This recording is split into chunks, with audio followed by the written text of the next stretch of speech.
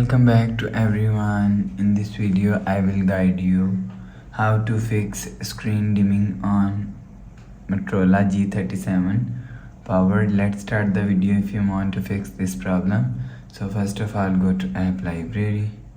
Here click on settings app. Now in setting scroll down and click on display. And if you want to fix this problem, so turn off adaptive brightness. After turn off adaptive brightness, go back to home screen. You will see your problem is solved. But if it doesn't fix this problem, go to app library. Here click on settings app. Now in setting scroll down and click on display and turn off dark mode. After turn off dark mode, go back to home screen. You will see your problem is solved.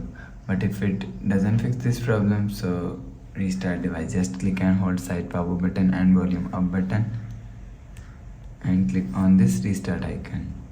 Again tap on this restart icon. You will see phone is restart. After restarting, enter phone pin. You will see your problem is solved. But if it doesn't fix this problem, go to app library. Here click on settings app. Now in setting scroll down and click on system.